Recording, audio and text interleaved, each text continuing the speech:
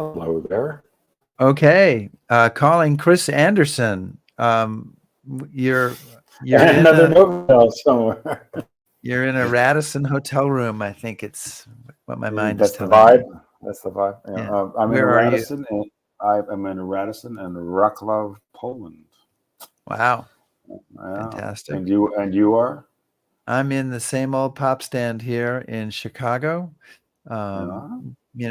Last time, I think for the next month, I'm going to be on the road, but this is my last time here until early October. Welcome, everybody, to History Happy Hour. Thanks to Stephen Ambrose Historical Tours for helping to bring you this show. And you can check out their rich offering of military history tours at StephenAmbroseTours.com. And Chris, whether you're watching live, watching on replay, or listening on the HHH podcast, we're glad you're here. And today, we're talking about the extraordinary New York woman who became America's, I think, fair to say, first great crime boss. And we should thank, I don't know, maybe we shouldn't do this right next to saying great crime boss, but we should thank our Patreon supporters. This is not a crime operation. This is entirely legal. And anyway, you can join us as a Patreon supporter at patreon.com. And we really appreciate the help. History Happy Hour. Chris, where are you going to be? You're going to be back in London next Sunday, right? Yeah, Sunday I'm going to get to go home and do some laundry, and then I go out on the road again on Thursday. I'll be in London next Sunday too, but I'm not sure we're going to get much closer than in a couple. I don't know. We'll have to see what goes there. Well, maybe I'll invite you to the Air Force Club then. I might be open. So, do we have anybody? Is it just you and I today, or is there? It's live. People joining us. Susan's joining us from Maryland, and Wally from Indiana. Lou Mumford from City, Maryland. Even though she's supposed to be here, but we won't get into that right now. So she's getting better. And there's somebody named Catherine Beyer-Hurst. Catherine Beyer-Hurst, we do know her, and lots of people. By the way, guys, Chris being in a I'm just going to say Chris is in a hotel room in Poland. The Wi-Fi is a little funky, so we're just going to put up with it. We understand it's happening. Not much we can do about it. Chris, are you ready to begin this show? I am. Okay. So make it happen.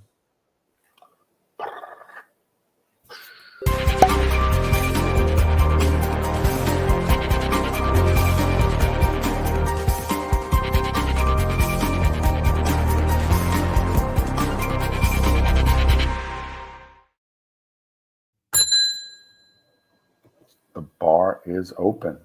The bar's open, everybody. Frederika Mandlebaum was a nice Jewish mother living in New York in the 1870s, but she was also America's first great organized crime boss. She planned robberies throughout the country and turned street crime into big business.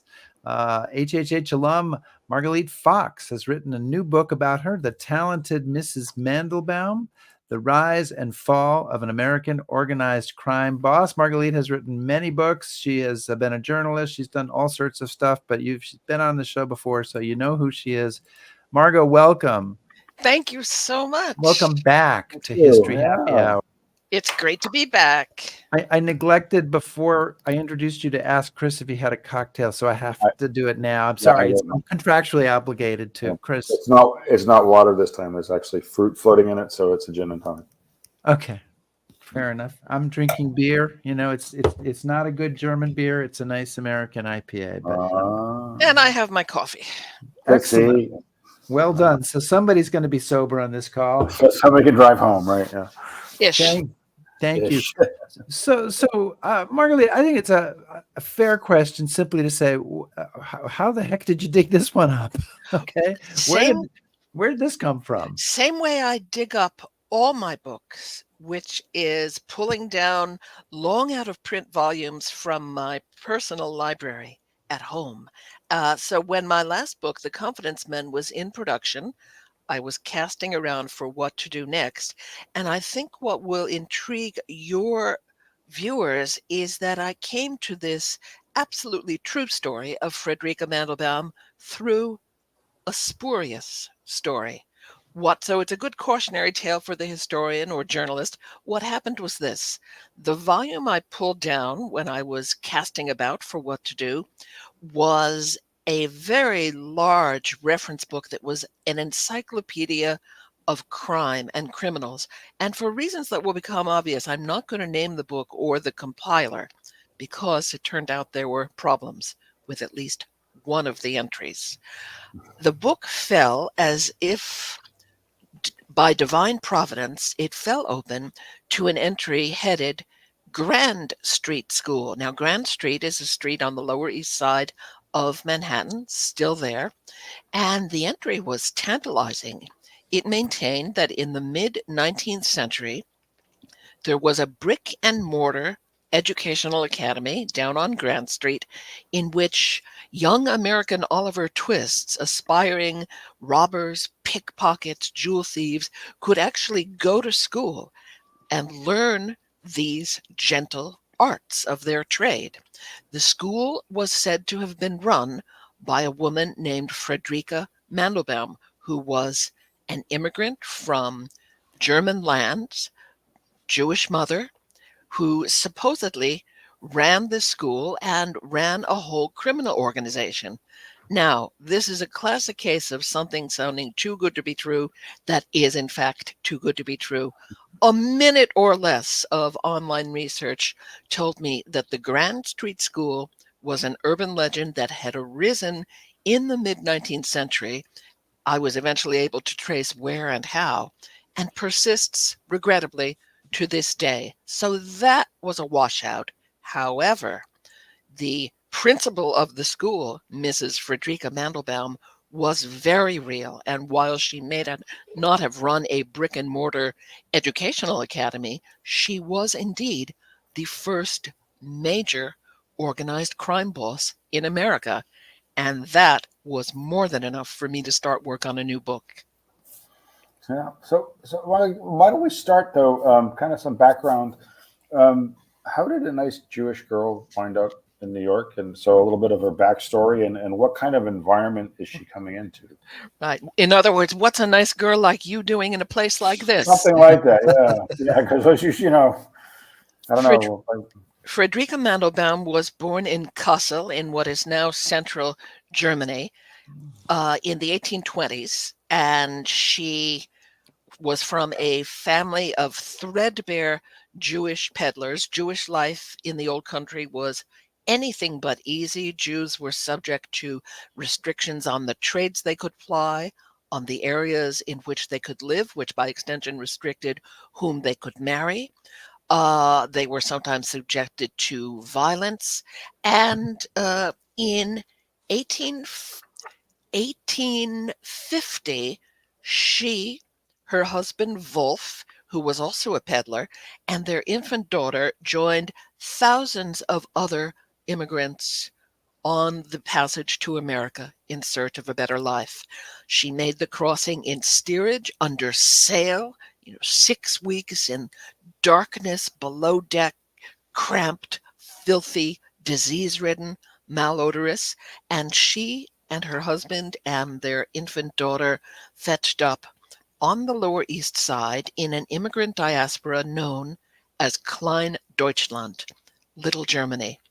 They lived in the worst kind of tenement poverty, 20 or more families packed into a single flimsy small apartment building, no running water, no sanitation, overflowing sewage in the backyards from communal outhouses used by the whole building, the streets around them strewn with garbage, bands of roaming pigs, residential buildings, cheek by jowl with foundries and abattoirs. So it's a lot like your neighborhood, Chris. I was going to say, yeah. Yeah.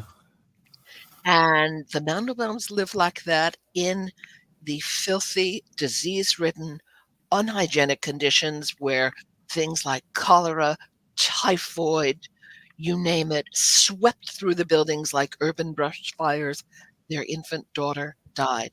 So there they are in abject poverty, living with the worst kind of loss. And one can imagine Frederika Mandlebaum, as smart and tough as determined as she was, saying, "This is never going to happen to my family and me again. We have to get out of poverty." So you quote a 20th century criminologist who said, without question, the fullest attribution of energy, presence, and personal magnetism in the literature of criminology belongs to Ma Mandlebaum. So what makes her such a striking figure as a criminal boss? Well, if you were to do word association with any American, either our age or younger, and you said, what do you picture when you picture an organized crime boss? The younger people would picture Tony Soprano, and our cohort would picture probably Bruce Gordon playing Frank Nitti on The Untouchables. You know, in other words, a big, tough, mean guy, heavy emphasis on guy, with pinstripes and spats and a Tommy gun during Prohibition.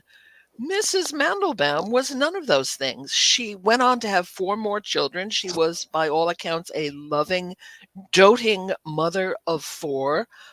This big, zoftig Jewish woman. She was said to have stood 6 feet tall and weighed nearly 300 pounds and became fabulously rich. She, by the time she died in 1894, was said to have a personal fortune of $1 million. That's 1894 dollars, probably 20 million or so today. And she was a woman, and she had working for her a cohort, an army of foot soldiers, high-end shoplifters, high-end housebreakers, jewel thieves, and eventually bank burglars. She planned the burglaries, and she earned her income as a fence, a receiver of stolen goods. And she eventually became so rich, she could have lived anywhere, but she remained in Klein-Deutschland on the Lower East Side by choice. Her people were there. Her community was there. Her foot soldiers were there. But she had this opulent apartment on the upper floors of her modest haberdassery shop that was the front for her business. And there it is. It looked upstairs like the Palace of Versailles.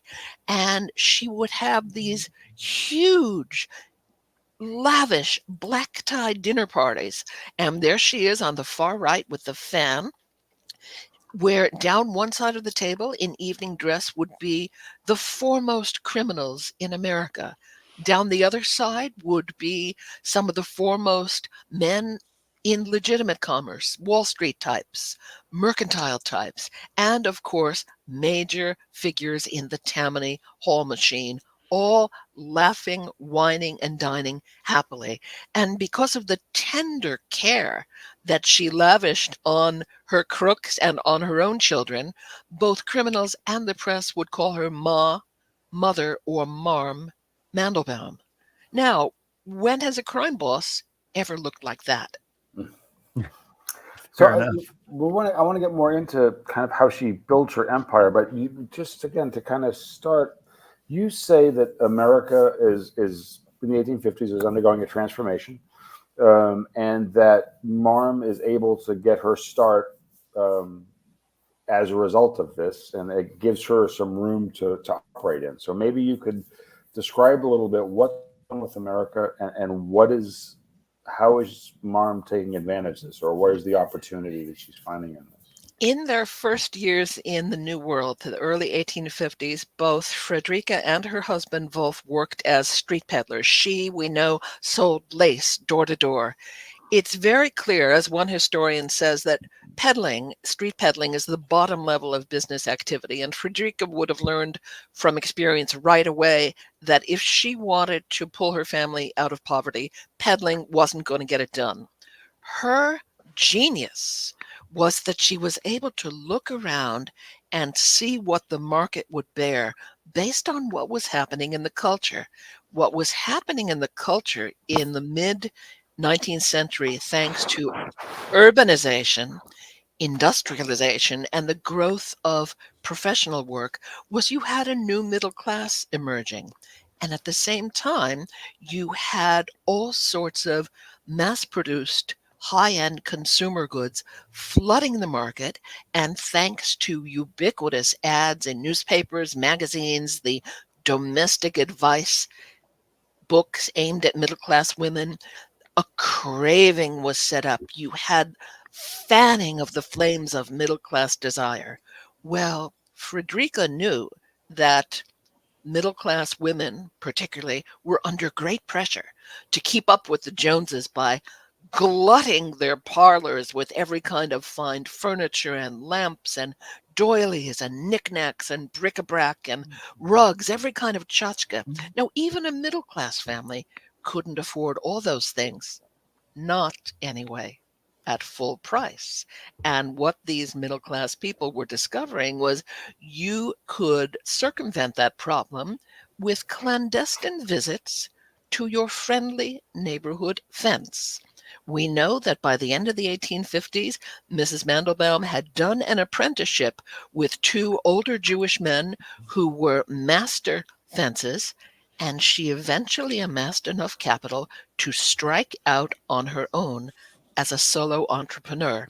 One of the things that struck me most about her story, I knew, of course, it was women's history. I knew it was historical true crime, but at bottom, it's a business story. It's the tale of entrepreneurship where she is both living out and subverting the great American Horatio Alger rags to riches story.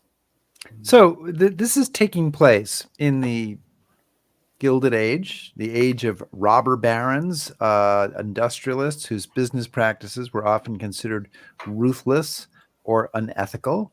And that's kind of a striking part of this time period, perhaps of every time period. But does that make it easier or harder for someone like Mandlebaum to succeed? How does her story taking place in the time of the robber barons, how do they affect each other? It's very clear that the so-called upper world, the world of legitimate commerce, where you had Vanderbilts and Astors and Rockefellers winning their uptown fortunes through tactics that included bribery, suborning perjury, cornering markets, making hostile takeovers, hiring the Pinkertons to break up strikes, and sometimes killing people in the bargain. Yet that was considered above the law. In the underworld, on a simultaneous track, you had people like Frederika Mandlebaum, whose activities were considered against the law. And so if you are an underworld figure trying to climb what has been called the crooked ladder, the only way that you can ensure your safety and that you and your people will stay out of prison is to make alliances with the so-called upper world. And that is exactly what Frederika did. The people around her table included not only well-dressed and well-scrubbed criminals, but well-dressed and well-scrubbed bankers, Wall Street men, business tycoons, and most important of all, politicians and high-ranking police officials. That whole world, it's been called the Flash Age in New York in the 1860s, 70s, the post-Civil War period, was a time when everyone, upper world and underworld, was on the make. And so very, very often they had common interests that could be allied.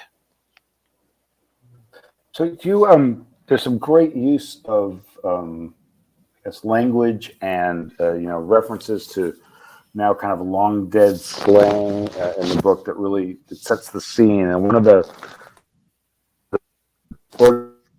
that you mentioned was Battle Row Ladies Social and Athletic Club, and maybe you could just kind of briefly describe them and lead into another point you make that women had sort of a unique role in gang life. So what was that? Well, what people know about the underworld in that period. Of course, a lot of it comes from Herbert Asbury. And as we know, as historians, Asbury has to be taken cum grano salis. But some of his stuff Okay, was I'm correct. sorry. Whoa. Con grano salis, please. I'm just a dumb guy from East Providence, Rhode Island. What does that mean? Oh, well, that explains it. Asbury, Asbury, as we know, has to be taken with a grain of salt, and modern historians reading Gangs of New York say, he was not an academic historian, he was a journalist, and there were at least times when he didn't let facts, strictly speaking, stand in the way of a good story. But Tyler Anbinder, who wrote this wonderful book on the 5 points, contemporary historian, says Asbury is usually reliable. So what we know from Asbury, the Gangs of New York were, all of these young street toughs who were stealing things on the waterfront, who might mug people. Their brand of crime was what I and others have called disorganized. It was ad hoc. It was opportunistic. You saw a woman coming out of a shop with a bundle and you knocked her down and took the bundle. You stole someone's purse. It was very rarely planned in advance. It was often violent. It was not especially remunerative.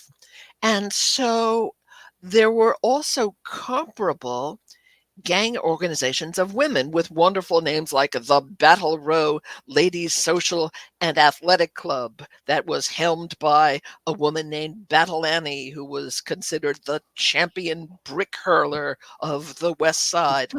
But as I say, the women in this period, say 1850s-ish, were like the men, they were bruisers rather than business people. And this is the thing. Frederika Mandlebaum was clearly one of the first people to take the disorganized, unremunerative business of petty New York street crime and turn it into a well-oiled, organized, albeit underworld, capitalist machine. She really corporatized it. And what she did actually anticipated by a couple of decades the work of late 19th century efficiency experts, the best known of whom was Frederick Winslow Taylor, who gave us Taylorism. But her goal was absolutely of a piece with theirs: increased profitability through increased organizational efficiency. So one thing that, excuse me, I'm fascinated by, so a good deal of the theft and fencing that Mrs. Mandlebaum is involved with doesn't involve jewels or fancy watches or gold bars. It involves cloth, in particular silk. And can you talk a little bit about that? Because that was like, really, we're stealing and dealing in stolen silk, and this is a big deal, and it turns out it is. Absolutely. And I'll get to the silk in a moment.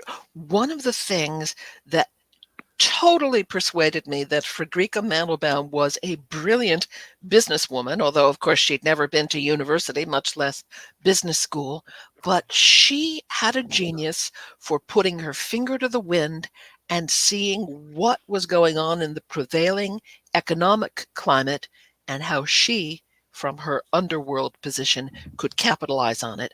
And one of the things she did, like any good businesswoman who deals in stuff, in material products, was she chose very early 2 product lines in which to specialize. Now, she would fence anything. There's a wonderful 19th century article that talks about her once having resold 50,000 stolen cigars.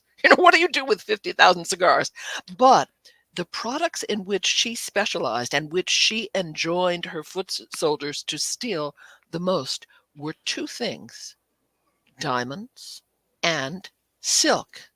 Now, I'm going to be Socratic and ask you guys, of all of the hundreds of material goods flooding America at that time, why those 2 products? Thoughts? Well, diamonds are small and you can move them around pretty easily.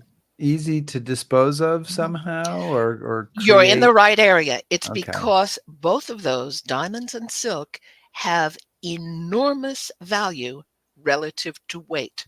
So indeed, you can pinch them easily, carry them away quietly, but even in small quantities, they're going to fill your coffers. Now, the silk is fascinating because from the silk, we really get a window onto what was happening in American, literally material culture of the period. Fine fabrics, especially silk, had almost the status of an underground currency, and for offense, like Frederika Mandlebaum, stolen silk was very productive. Why? Because there was no ready-to-wear clothing for women. One of the things that really blew my mind doing the research for this book is that a woman, an American woman, could not walk into a shop and buy a skirt or shirtwaist off the rack until the 1890s, and she couldn't buy a dress off the rack until after World War One. What this meant was for this whole second half of the 19th century, where Frederica made her fortune, all women, rich and poor, either made their own clothes at home or had them made by a dressmaker. And that meant that fine fabrics like silk were in wide, unremitting, perennial demand. And Frederica had the savvy to literally capitalize on that. So we've had a question come in, and this Mhm. is from Wally Morrison, and he would like to know, were her contemporary mob figures tolerant or intolerant of her rise to wealth and power? And if they resented it, what did they do about it? That's a wonderful question. Um, I think what saved her from that kind of opprobrium were a couple of things. One, there were more than enough pieces of pie to go around. New York had already become the nation's premier center of manufacturing and import export. The waterfront docks were piled with stuff, for the taking by your foot soldiers. And so the economy of New York, just as it supports today many financial houses down on Wall Street, there was more than enough for New York to support a number of competing fences, competing crime bosses. Um, the other thing that's interesting and for me was kind of redemptive about Mrs. Mandelbaum's career and gave me permission to not only write about her, but even find her kind of charming, was that her brand of organized crime, unlike what came later when the boys muscled in, was almost entirely nonviolent. She was only interested in property crime. And what she did and where she made her money was from what might euphemistically be called the redistribution of private property. And in fact, many ordinary citizens, and of course many crooks, venerated her as a kind of Robin Hood figure, where she robbed from the rich. They plundered, the stately homes of wealthy New Yorkers, wealthy Americans. She had agents and thieves all over the country. It was really a national network she presided over. And she robbed from the rich and gave, or rather sold at below wholesale discount to the country's new bourgeoisie. So there was a level on which everybody benefited and nobody got hurt. She wasn't whacking people. That came later. I want to remind everybody that we're chatting with Margot Fox, who is the author of The Talented Mrs. Mandelbaum. And Margot, eventually, she might be specializing in diamonds and silk, but eventually she gets involved with bank robbery. And I was impressed to discover that these particular bank robbers that she's involved with 150 years ago are pretty much every bit as sophisticated as the thieves in Ocean's 11. So how did she get involved in that? And what can you tell us about what you referred to, particularly, to use your phrase, as bank burglary Ah, in the late 1800s? as I learned, I don't think I've ever learned more researching any of my 5 books than I have in this book. And it was a an exhilarating education. Although we all, including me, bandy about the terms bank robbery and bank burglary more or less interchangeably, and usually we just say bank robbery, they denote two very different ways from separating a bank from its contents. Bank robbery refers to the in-person, during business hours, armed stick 'em up affair where you go to a teller and say, I have a gun, or if you're Woody Allen, I have a gub, give me all your money. That obviously can be lucrative, but among the rarefied criminals with whom Mrs. Mandlebaum built her empire, it's considered thuggish and déclassé and kind of beneath contempt. What her people did was bank burglary. That's the after hours, nighttime, stealthy affair. You probably don't even need a gun because the tellers aren't working. Everyone's gone home. But what you do need are the patience and the smarts and the tools and the financial backing to surveil a bank in the neighborhood for months, sometimes years, to map out how you're going to get in. Are you going to tunnel in from the next building? Are you going to pick the lock of the front door? And then once you're in the bank, how do you get into the safe? You don't want to blow it up because that can blow up all the money you're going after. And so this was considered in the canon of thieves, where there are really different echelons of finesse and competence and skill. Bank burglars were considered the highest artists of all, the Paganinis of criminals. So that's the difference between bank robbery and bank burglary. How Mrs. Mandlebaum thought to get into it is, again, a window onto a changing America. This fascinated me. From movies and TV, we think that bank robbery, bank burglary was always a going concern in America. Not so. Before the Civil War, bank burglary was relatively rare. Why? Because America was on the gold standard. And think of the physical onus of being a burglar. You've plundered a mass of gold, and then, with your bones aching and your shoulders sagging, you go clanking heavily and noisily down the street. You have to load it into a carriage and hope your poor horse doesn't drop dead hauling all that stuff away. Then along comes the Civil War.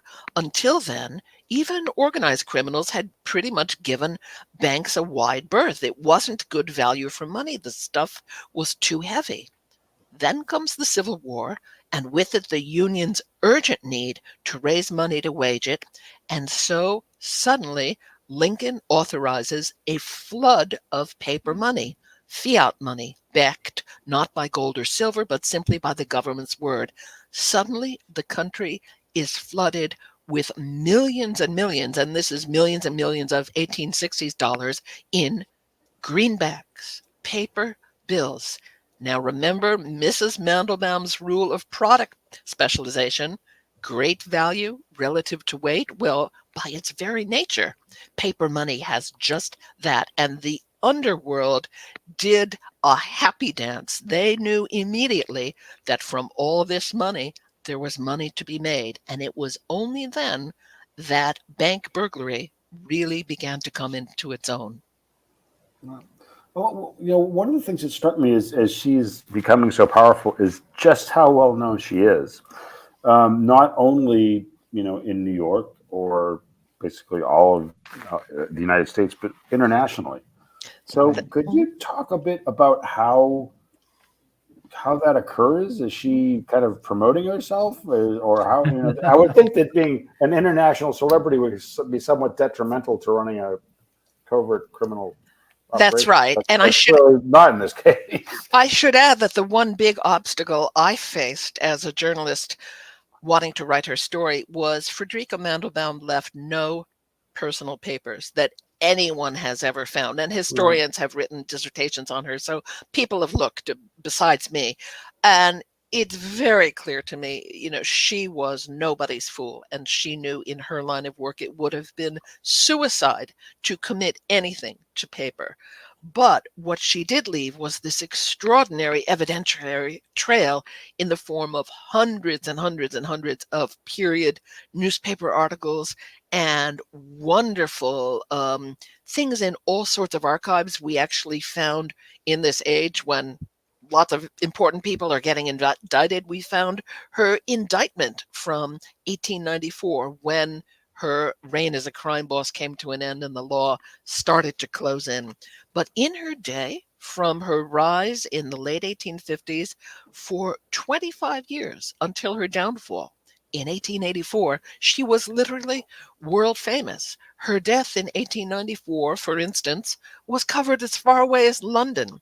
She was, during her 25-year reign, the subject of myriad newspaper articles, editorial cartoons, and there were even, remarkably, 2 stage plays with characters based on her. If you said the name Mother Mandlebaum to not only any New Yorker, but a great many Americans, they'd know exactly who you were talking about and what she did.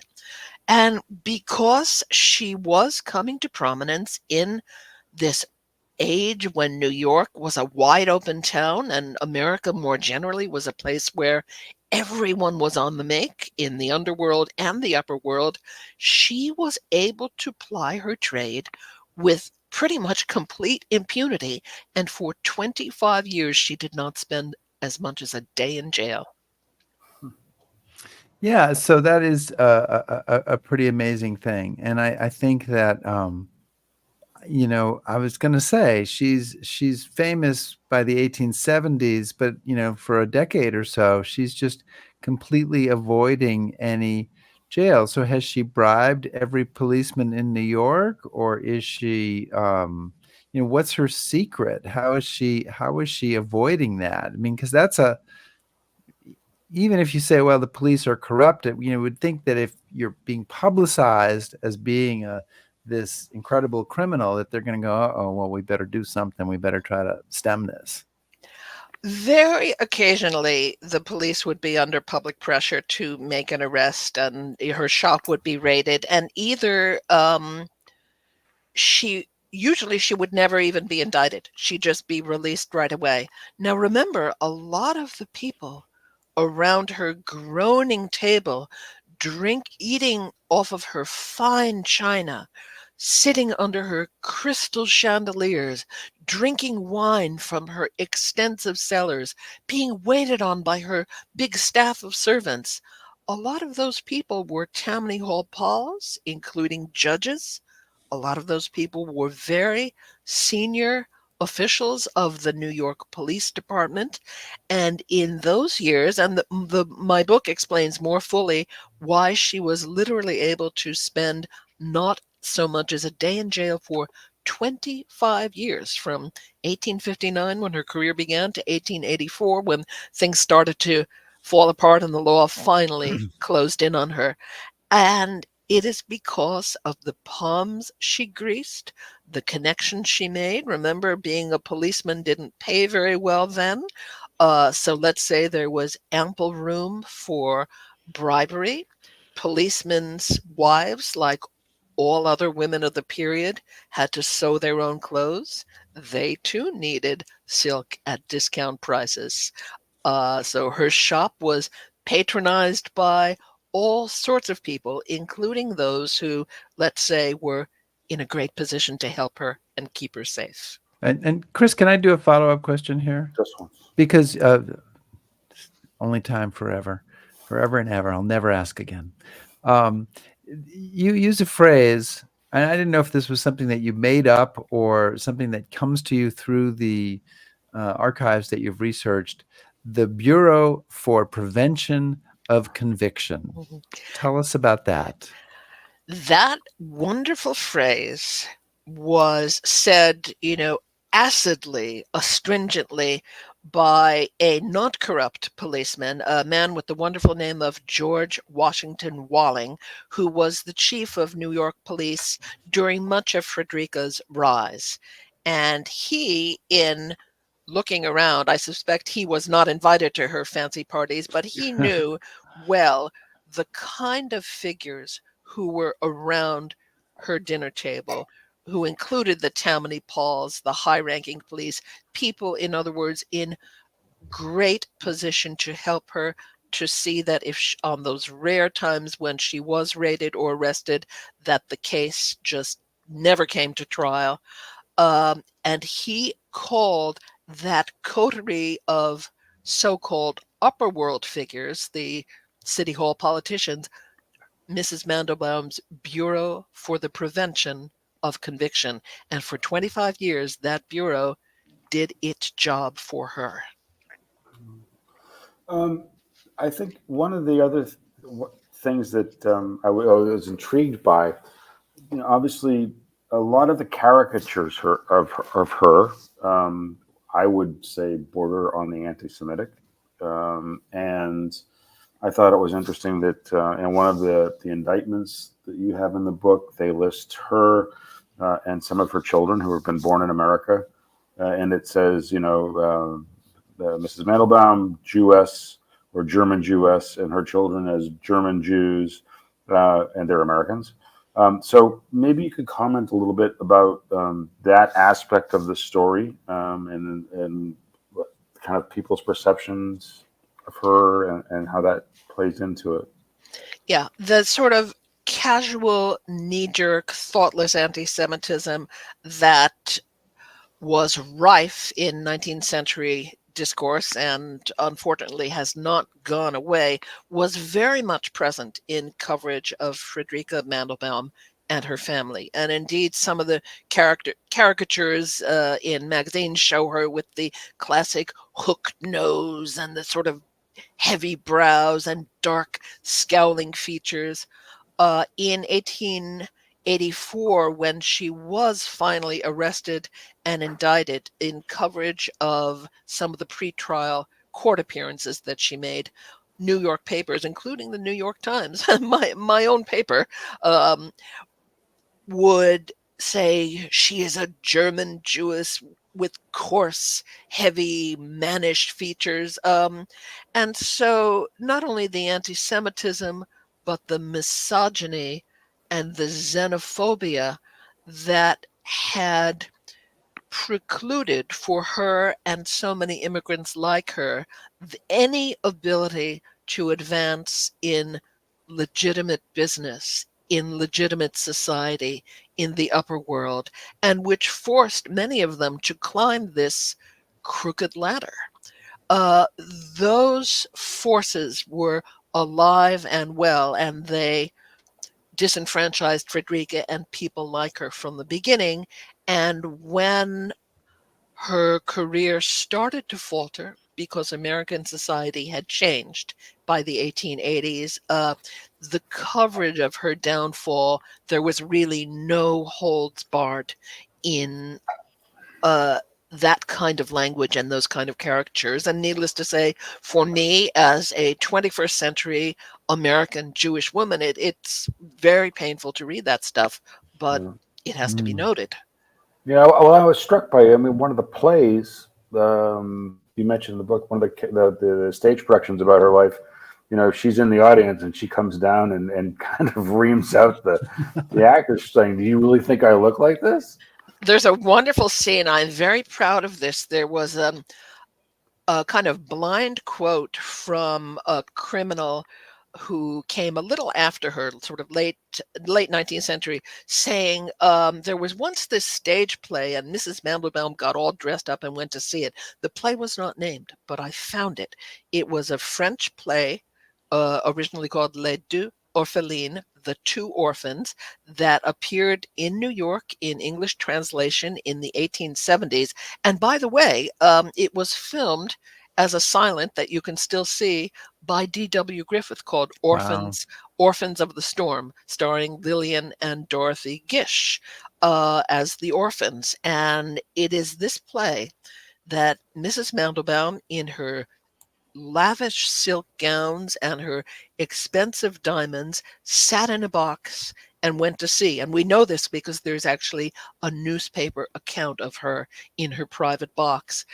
When she saw the actress, and the actress is, it's a character named Mother Frochard. She's the matriarch of a Parisian crime family, really scandalous, murderous grifters. When Mrs. Mandelbaum saw the actress that played Mother Frochard take the stage, and she was costumed in this basically frumpy, house dress and bad makeup, and I was thrilled to find a production still from that play that is reproduced in the book.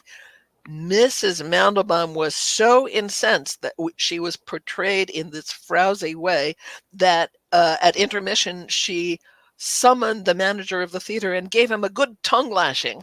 So she had, and I love that story because it tells you how much pride she took in how far she had come.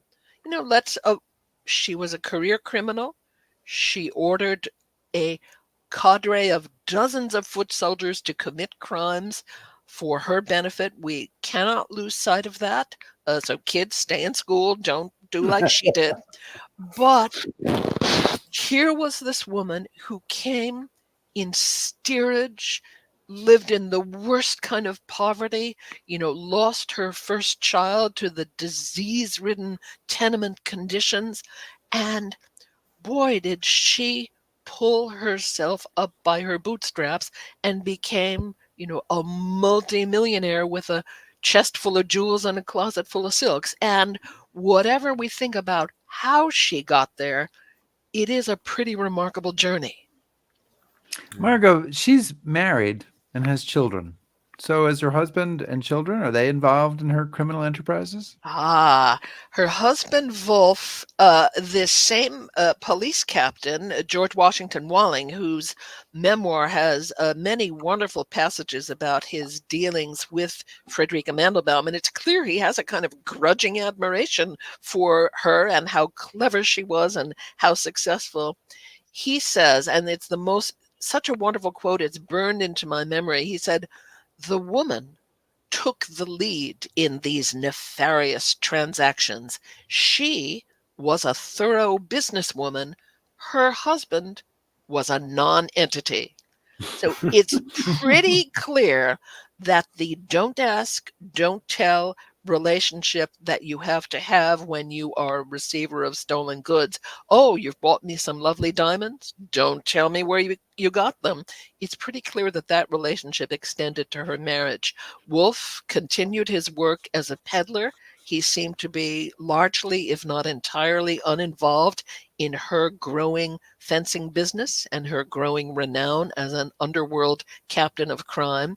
And then sadly in 1875, when they'd been married for 20 some years, he died, probably of consumption. And so she was now a rich widow with 4 children who was now the sole support of her family. So her empire continued to grow without him. So kind of in expanding the family circle there a bit, though, maybe you could talk a little bit about kind of her gang, for lack of a better term, and what was it she did to create this loyalty in people, and how was she able to attract the people she attracted and convince them to do the things that she needed them to do? Because she doesn't use violence, as far as we know. There were a number of business incentives, I guess what we would call perks today. And she attracted several different strata of thieves. Again, she builds her business small, just as you don't come with the ink still wet on your MBA and go to a Fortune 500 company and walk in and say, "I'm here to become the CEO." You start at the bottom, and so did she. She started first by recruiting the cadre of female shoplifters that were already starting to circulate in department stores, which were just coming into their own in major American cities in the mid-19th century. And what she can give them is the promise of steady work, the assurance of bail money if they are ever arrested. For a time, she even put some of her best thieves on a weekly salary. She had the most corrupt law firm in America, Howe and Hummel, which basically represented the entire New York underworld, on a $5,000 a year retainer. That's over $100,000 today. So there was security and solidarity and also conviviality in being part of the Mandelbaum organization. You got to go to these fabulous dinner parties. She had dances. She had company picnics for employees. After the female shoplifters, when she realized she wanted to get into silk, and not just little silk handkerchiefs that the women could steal from a store counter, but big bolts of silk that had to be lifted from warehouses or textile emporiums or waterfront docks, then she started recruiting a cadre of big, strong, capable men. After them came the jewel thieves. After them came the bank burglars. But again, there was the upside was you had sometimes a regular salary, you had bail. And my favorite thing, just because to us it sounds so quaint, she would also supply getaway horses and carriages when you needed to flee the scene of a crime. Now, it's 1860, 1870. What else was there? But to us, it sounds so charming, where you've just knocked over a bank. Quick, the police are coming. You have to make your getaway. What do? You climb into your carriage and you genteelly clippity-clop slowly away from the crime scene, kind of the original white Bronco chase. But she gave them all that. She really did. She really earned the title Mother Mandelbaum. That's the upside. The downside is there is that iron fist in the velvet glove, where she has all the dope on you. She knows every crime you've committed because you've done most of them on her orders. And so if you displease her for any reason, she can throw you to the police as a sacrificial fish. And that's another thing that kept her out of trouble for 25 years, is on those rare occasions when the cops were under public pressure to make an arrest and make a big show of promoting law and order, she and any other crime boss would throw them these sacrificial lambs, smaller people in their organization, people they wanted to get rid of, and those people would be hauled off to jail. There wouldn't be a thing they could do about it, and that would buy Mrs. Mandelbaum and the other crime bosses, another few months or few years of safety. So it was this push-pull thing where she was mothering you with one hand, but always threatening to slap you down with the other. Margot, I had never heard of Mrs. Mandelbaum before I read your book. The time period you deal with in this book is the 1860s to the 1890s, and I've heard of plenty of criminals from that period. Jesse James, Billy the Kid, John Wesley Hardin, Butch Cassidy, but they're all from the West, and they're all kind of small potatoes, relatively speaking. So why do we remember them and not, Marm Mandelbaum and the gangs of New York? Well, here, of course, I can only make an educated guess. One, as I mentioned, is because she left no personal papers. And when you leave that, when you fail to leave personal papers, you've done two things. You've pretty much ensured your own safety, but you've also ensured, whether you want this to be the case or not, that you do not endure for posterity. Because how can anyone know about you if you've left no journal, no archive, nothing behind? So she, in effect, wiped herself off of the face of public discourse by committing nothing to paper.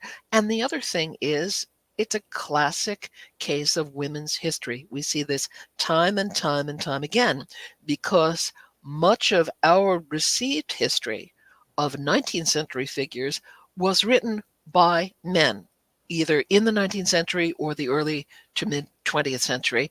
And so, like so many people in women's history, Frederika Mandlebaum simply slipped into a crevice in time. And it's been a great privilege for me, but also rather difficult to lever her out of that crevice, because there are things we will just never know.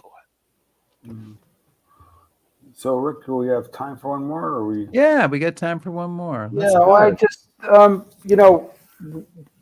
we're not going to get into what brought her down and how it all ended, because you need to buy the book to read that and find out. And that is a fascinating read, I will say. Now kind of knowing a little bit more about her, or a lot more about her, would you say what was her kind of, if any, her impact on organized crime, or how that all came about? I mean, since she's the first and she put some procedures in place, is she a source of inspiration, or does she change the game at all, or is she just, kind of a unique time and place? Really both. They're not mutually exclusive. My feeling is she didn't change the game. We're careful, as one always has to be in writing history, with claims of firstness or lastness or bestness to do anything. So we are careful not to call her the first organized crime boss, but we are absolutely safe to call her, as we do, the first great or the first major organized crime boss, because she was really the first one to streamline and commodify and literally corporatize, and therefore literally be able to capitalize on crime, which until her had been kind of ad hoc and random and scattershot, not planned, not especially lucrative. And so clearly that model of corporate efficiency for crime, even for crime, as well as for all of the other upper world businesses that were getting going in America at that time, clearly her model in the crime world endured, and certainly was run with and expanded on and made even more lucrative by the organized criminals and bosses who came after her. So I would absolutely argue that was her contribution, was kind of a triumph of business in its way. Well, Margalit, thank you so much for joining us today to chat about your book, The Talented Mrs. Mandlebaum, The Rise and Fall of an American Organized Crime Boss. Definitely worth the read. It's your second time on History Happy Hour. When you get to 5 times, we'll give you a hat, but that's 3 books away. So, maybe it may be a while, but we're holding that hat for you. I'll write faster. All right, please. Excellently done. Margot, thank you so much for joining us today. Thank you for having me. Thanks, everyone, for listening. Thank you. Great book. Lots of fun to read. Fun. Chris, next week we have a very big book. Not so much fun. Not a good book, but really, not a lighthearted book. The subject is the Battle of Antietam, which is the single bloodiest day in American history, and our guest is historian Scott Hartwig, author of what some people are calling the definitive history of this battle. I dread the thought of the place, which is a quote from someone who fought there, the Battle of Antietam and the end of the Maryland campaign. So perhaps it's not appropriate for this book that neither of us will be in the United States of America at the time that we do that interview, but that is. So we'll be thinking about it. We'll be thinking about what interesting things happened there. At the Battle of Antietam, which is quite a great story. So that is next week. Looking forward to that. We're live again. Yeah, we're live for the next 2 weeks, and then I think we have a few weeks of shows. But I don't know. I have to look at the list and figure it out. I'm not sure. Yeah. Hey guys, please subscribe to us on YouTube. Follow us on Facebook. Shout at us on X, which used to be called Twitter. Listen to our podcast. Back us. I didn't even, when I looked at that in my notes, I was like, what does that mean? Back us on Patreon. Back us on Patreon. That's the most important one. And browse historyhappyhour.com. Thanks, everybody. Be safe.